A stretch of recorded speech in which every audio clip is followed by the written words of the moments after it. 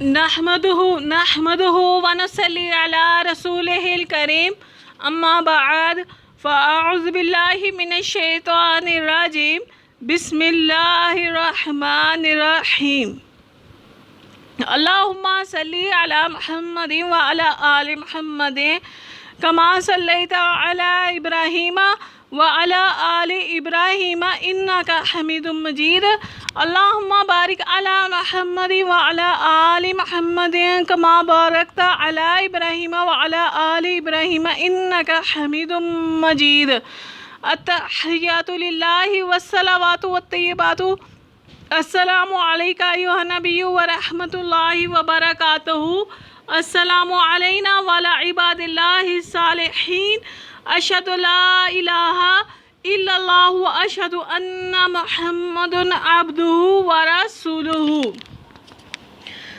السلام علیکم میرے اسلامی بھائیوں اور اسلامی بہنوں، آج ہمارا اگلا لیسن ہے سورۃ البقرہ کی آیت نمبر 13۔ وَإِذَا قِيلَ لَهُمْ، اور جب کہا جاتا ہے ان سے، لَهُمْ آمِنُوا، ایمان لاؤ، کما جیسا کہ، آمَنَ النَّاسُ جیسا کہ ایمان لائے یہ لوگ، قَالُوا کہتے ہیں کیا کو، أَنُؤْمِنُ کیا ایمان لائے، کما آمن السفہاء جیسا کہ ایمان لائے بیوقوف، الا کہتے ہیں خبردار کو، انہم بے شک وہ، ہم السفہاء بے شک وہی ہیں بیوقوف، ولکن لا یعلمون اور لیکن نہیں جانتے۔ اس کا اب آپ کو میں اس کا بامحاورہ ترجمہ بتاتی ہوں۔ پہلے میں نے تھوڑا سا لفظی ترجمہ پڑھا تھا، تو اس کے ساتھ میں آپ کو اب بامحاورہ بتاتی ہوں۔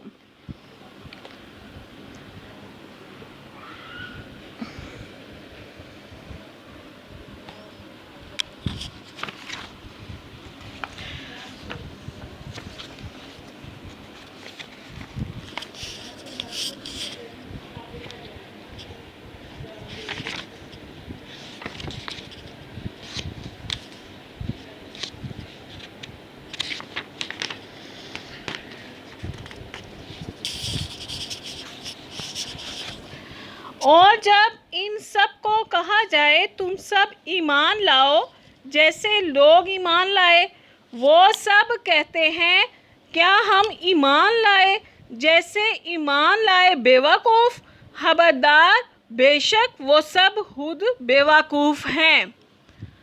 اللہ تعالیٰ اس میں بھی انسان کی ایک فطرت کو بتا رہے ہیں کہ وہ کس طرح دوسروں کا مذاق اڑاتے ہیں، یعنی کہ وہ ایمان والوں کو بیوقوف مانتے ہیں۔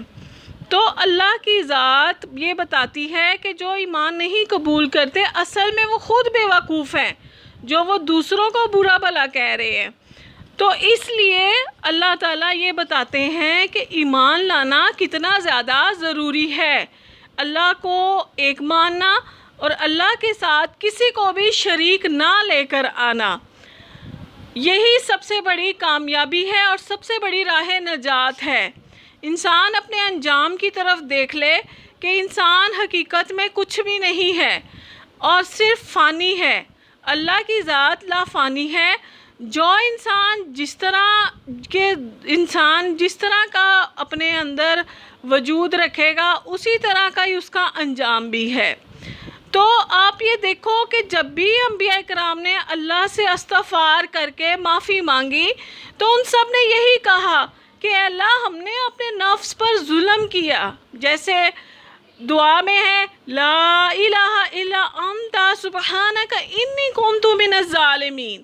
پھر اسی طرح ایک اور دعا ہے جو حضرت آدم علیہ السلام نے اللہ سے توبہ کی تو قبول ہوئی، ربنا ظلمنا انفسنا وان لم تغفر لنا وترحمنا لنکونن من الخاسرین، کہ اللہ میں نے اپنے نفس پر ظلم کیا۔ انسان کس پر ظلم کرتا ہے؟ کسی دوسرے پر نہیں ظلم کرتا، اپنی ذات کے اوپر خود ظلم کرتا ہے۔ تو اسی طرح اللہ تعالیٰ اس آیت میں بھی بتاتے ہیں کہ وہ اصل میں وہ لوگ خود بیوقوف ہیں، وہ ایمان والے بیوقوف نہیں ہیں کہ انہیں یہ کہا جاتا ہے کہ تم بھی اسی طرح ایمان لاؤ جس طرح دوسرے صحابہ کرام ایمان لائے ہیں۔ 1,24,000 انبیاء کرام علیہ السلام ایمان لائے ہیں، اسی طرح تمام لوگ ایمان لے کر آؤ، لیکن وہ اس کا مذاق اڑاتے ہیں، وہ کہتے ہیں کہ ہم یہ تو بیوقوف ہیں، ہم کیوں ان کی طرح ایمان لے کر آئیں؟ تو اصل میں وہ بیوقوف نہیں، اصل میں یہ خود بیوقوف ہیں۔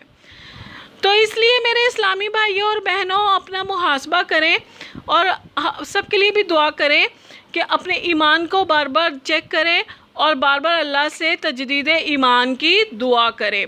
اللہ تعالیٰ ہمارے تمام روحانی جسمانی پریشانیاں مصیبتیں الجھنیں دور فرمائے، اللہ تعالیٰ ہماری سستی کاہلی بھی دور فرمائے۔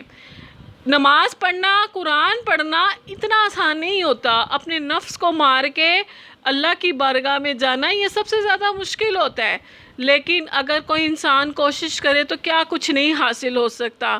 موت انسان کے لیے سب سے بڑا سبق ہے، اس لیے آج سے وعدہ کریں کہ ہم نماز پڑھیں گے، قرآن پاک پڑھیں گے، اچھے عمل کریں گے، کسی غریب کو کھانا کھلائیں گے، کسی مسکین کو کھانا کھلائیں گے، تاکہ اللہ تعالیٰ ہمارے درجات کو آخرت میں بلند کر سکے۔ ایک بات میں آپ سے کرنا چاہتی ہوں، جب انسان کا جنازہ اٹھتا ہے نا، اس وقت فرشتے یہ کہتے ہیں کہ یہ جو کھاٹ جا رہی ہے، اس انسان نے اگلے جہان میں کیا بھیجا ہے۔ یہ نہیں ہے کہ گاڑیاں جانی ہیں، کوٹھیاں جانی ہیں، یہ جانا ہے کہ تم نے کتنی نیکیاں کمائی تھیں، کتنے تم نے نیک کام کیے تھے۔ صحابہ کرام صرف اس لیے بازاروں میں نکل کے جا کے السلام علیکم کہتے تھے کہ انہیں 30 نیکیاں ملے، اتنی زیادہ برکتیں لینے کے لیے۔ پھر ہر صحابی دوسرے صحابی سے نیکیوں میں آگے بڑھنے کی کوشش کرتا تھا، پانی پلاتے تھے تاکہ انہیں ایک پانی کا گلاس پلانے پہ نیکی ملے۔ اسی طرح ایک حرف قرآن پاک پڑھنے پہ 10 نیکیاں ہیں۔ تو حضور صلی اللہ علیہ وسلم فرماتے ہیں کہ میں نہیں کہتا کہ الف لام میم ایک حرف ہے بلکہ 3 حرف ہے۔